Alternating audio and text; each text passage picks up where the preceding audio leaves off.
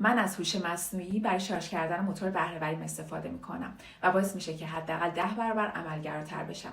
شما مگه حس میکنین برنامه‌ریزی یا اقدام کردن براتون سخته، یا اینکه اهمال کاری و همیشه دنبال همراه یا پارتنری بودی که هولت بده؟ الان با اومدن AI بهترین موقع است که روی هدفها بیشتر تمرکز کنیم و ویژن بوردمون رو بسازیم و از AI به عنوان یه همراه، همکار، منتور یا مشاور یا هر چیزی که لازم داریم استفاده کنیم. اینجا دیگه فقط بحث تحلیل نظرات مشتری مثل ریلز قبلی نیست. هدفمون گرفتن خروجیه که کامل با هدفمون در یک راستا باشه. مثلا فرض کن من میخوام با کمک AI برای اهداف مالی 5 سال آیندهم برنامه‌ریزی کنم. وارد چت جی پی تی میشم، بهش هویت میدم، مثلا میگم تو یه مشاور پولسازی و ثروت با تجربه‌ای هستی که در مورد پسیو اینکام یا همون درآمدی که اصطلاحاً خوابی و شبا برات پول در میاره تخصص داری. من هدفم اینه که مثلا تا 5 سال آینده به درآمد ماهی x هزار دلار برسم، یا یه خونه بخرم و ازش میخوام با کانتکست و زمینه‌ای که در مورد خودم بهش میدم، توضیحاتی در مورد کار خودم بهش میدم، بدون ایدئالگرایی برام برنامه‌ریزی کنه.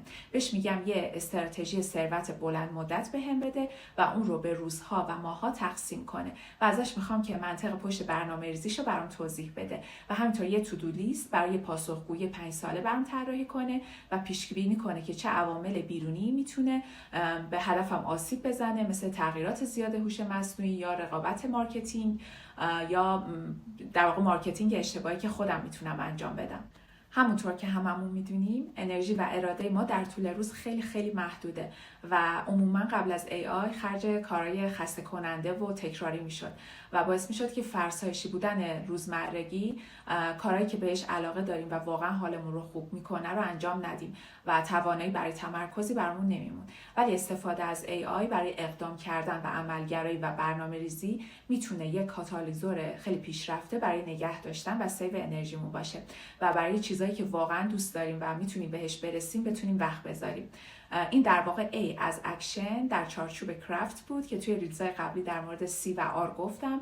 پیشنهاد میدم یه روز رو کامل وقت بذاری و سعی کنی که برای 5 سال آینده برنامه‌ریزی کنی و ازش بخوای که کم کم باهات عقب بیاد و اقدامات امروز و فردا و این ماهت رو باهاش تعریف کنی.